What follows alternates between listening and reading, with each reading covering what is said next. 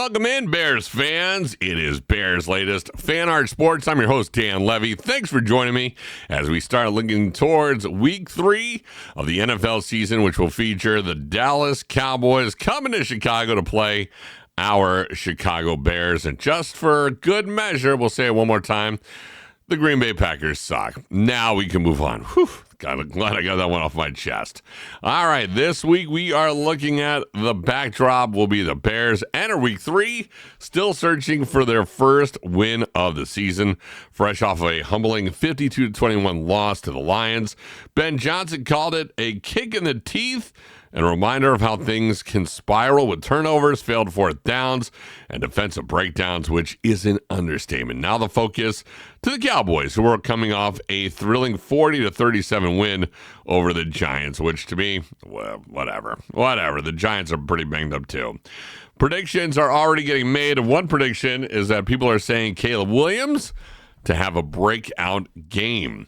Chicago's rookie second-year quarterback has shown flashes, but Week 2 proved uneven. 207 yards, 2 TDs, and an interception. Johnson insists he saw significant growth in Williams' decision-making and progressions. Against Dallas, the prediction is bold, over 300 yards, 3 touchdowns, and a big connection with Rome Odunze. As far as that prediction goes, I don't know. What I am seeing from Caleb Williams is that I love when he gets the ball out immediately. If I could have Caleb Williams doing no-huddle offenses and going straight into going right pretty much like a hut 2 and getting rid of that ball, I think the Bears are in a better position right now. However, every time I see him linger, every time I see it take long to get into and out of the huddle and then set up the offense, I feel like that's a recipe for breakdown. That is when the defense gets it, and that is exactly the moment where an offensive pre-snap penalty happens for the Bears. The longer it takes, I feel like the more things F up. But according to predictions, people are thinking Caleb's going to have a breakout game. We'll see about that one. Prediction number 2. Chicago's Bears defense is being predicted to have a bounce back after losing 52 points or giving up 52 to the Lions with 511 yards, exposing every weakness plus injuries, including TJ Edwards and Jalen Johnson. The defense is probably expected to respond, and I hope so. The goal, hold Dallas under to 24 points, and that won't be easy with Jalen Johnson sidelined by injury, but a group effort could limit CeeDee Lamb and keep the Bears within striking distance. This is the part I have a problem with. I don't see the defense doing that. I don't see this defense being able to have enough manpower to hold what's going to happen with CeeDee Lamb and what could happen with Dak Prescott. But with that being said, stranger things have happened. I really think this is going to be an offensive battle where both teams are just going to outthrow each other, and whoever's defense can limit the other team's offense a little bit more will win. That's my prediction, but I like where these predictions are going. Number 3. People are saying this will be the first win of the season. Despite an ugly start, the Bears are predicted to get their first win against Dallas. It would be more than just a victory. It would be a statement that this team can grow past its early season struggles. Caleb leading the way and the defense tightening up, Chicago has a chance to rewrite the narrative. I don't know about this one. They are salivating over this one. And don't forget, it's not just any defense that's playing the Bears. This would be Matt Eberflus's defense. He got fired from the Bears midseason, first coach to ever do so, and his defense is really going to be going against an offense that he was upset that he's taking the blame for last season and got fired for.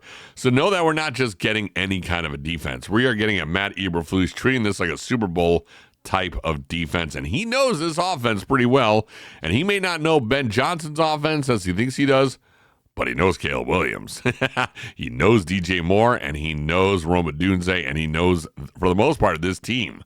So we got to put that one into the mix as well. If you're going to mix this drink, you got to put the Eberflus in there, and who knows, maybe the Bears, maybe Caleb Williams, maybe the offense and defense really want to stick it to him too. So I'm hoping that's the case.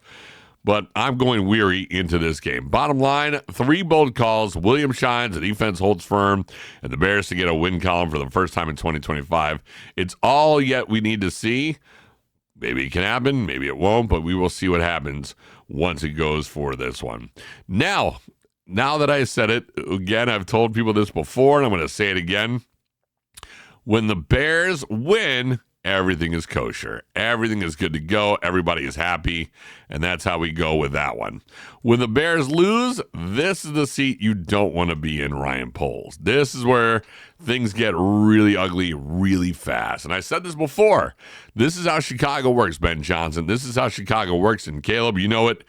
And Ryan Poles, you're getting to know it now. When you're losing, the fans, the media will start picking you apart like a vulture when your body isn't even cold yet. It's 0-2. Bears lost ugly on Sunday, and the Bears got disappointed in week 1. And now we got the Dallas Cowboys coming in. With everything that goes, people are already starting to talk about all the missed opportunities that Ryan Poles had. Draft opportunities. The Bears once again in the spotlight after Tampa Bay rookie Bucky Irving scored the game-winning touchdown against the Bucs.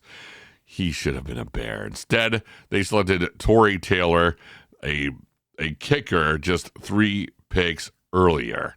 So again, when you're thinking that, and you're thinking that Ryan Poles, that 5-year extension that they gave him, not great. He's continuing to draw criticism for draft day decisions, and this is going to happen, Ryan Poles. Again, you either make it up in the draft or you make it up in free agency or you do something midseason because this team has a lot of holes. Ryan Poles continues to draw criticism of draft day decisions. Beyond selecting a punter over a potential impact running back, Poles' overall record has left many questioning his long-term vision for the franchise. Also, Poles opted not to trade in the loaded quarterback class, choosing Caleb while passing on Jaden Daniels, Drake May, Williams struggling, and even backup Tyson Bagent drawing more praise from the head coach.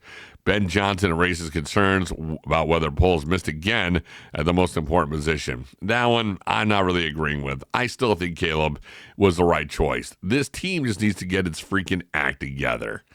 All this stuff needs to get its act together. Bucky Irving, him doing well, a breakout night underscored how much the Bears are missing an offensive playmaker. We need a running back, and this is pretty gross that this is what's going on. Did we need a punter in that pick? No. Should we probably have gotten a running back? Yes. During the offseason, should Ryan Poles gone all out and find another running back to make this a 1-2 punch? This is the offense Ben Johnson wants to run, Ryan Poles. So this season, you're going to get another chance to see if you can do something. You're not going to get fired after this season. They're not going to fire Ryan Poles after this season. No matter how bad this season gets, Ben Johnson will be your head coach. Ryan Poles will be your GM. That's what's going to happen. The Bears will not eat that money in any case. Caleb Williams, unless for anything unforeseen, he will not be the starting quarterback unless he gets hurt or something else happens. What we do need to see, Ryan Poles, better decisions come a draft. And what can you do in the free agency market? What can you do in the trade market right now? What can we do right now to up this game? Right now, that hot seat is heavy. Like I said, when you're winning, dinners are on everybody. When you're losing, hope you're looking at some real estate to move somewhere else because this city, this media will move you out. It won't happen this season, but that seat is starting to feel pretty warm. Even when it starts getting to the coldest months, that seat is the hottest one. So for your sake, I hope the Bears can turn this around. For Chicago's sake, we hope you can turn this season around. We'll just have to wait and see. Moving on is if you thought that things couldn't get any worse, the Bears might kill a man. That's right. The challenge, Chase Bandalik, a Bears fan and fitness enthusiast from Wheeling, committed to running 1 mile for every point the team loses by this season. And after Chicago's 52-21 loss to Detroit, that meant 31 miles in a single day. And he's been documenting the feat on TikTok, red-faced and drenched in sweat, joking that he might sleep until the next game. The Bears might kill this person if they lose again, and lose by a lot to the Cowboys. This is not the year. If Chase could have asked this host right here if he should have done this challenge, I would have quickly said, no, this is not the season to do this with. Next year, after Ben Johnson's got a full idea of what this team is. Next year, after we know what the identity of this team is, because right now, we may not know it right now, but we do know it's a struggle. We do know that this team is going to be struggling this season. It has nothing to do with talent. It has nothing to do with new head coach. It has nothing to do with new rosters. Things need to gel. Things need to get a little bit more copacetic, and we need to start getting this team going. And they don't have the pieces to do it. The idea came after feeling down and following the past Bears games, but running gave him release, turning frustration into accomplishment. He's tackling endurance challenges for years. I say this, If he continues to run like this and the Bears keep losing and this guy is in this good of shape, sign this guy to be a running back. We'll take him. Let's see if he can run through some defenses. If he's going to do how many points you're going to lose by, you might as well suit this guy up. Let's get this guy a jersey. Let's get this guy a contract. Roshan Johnson, take a seat. Kyle Monungai, take a seat. DeAndre Swift, take a seat back. This guy, because he's running the points, he may be the best running back that we have yet to sign here in Chicago. That's going to do it for Bears Latest. Once again, my name is Dan Levy. Fan Art Sports. Once again, thanks for joining me. It's going to be a fun week as we look forward to the Bears taking on the Dallas Cowboys this Sunday at Soldier Field. The Green Bay Packers suck. Bear down. Hit me in the comments section. Let me know what your predictions are for this Cowboys and Bears game starting this Sunday. Let me know what you're liking. Let me know what you're not liking. And what do you think will stand out to you? Again, the Packers suck. Dan Levy, Bears Latest, Fan Art Sports. We'll do it again. See ya.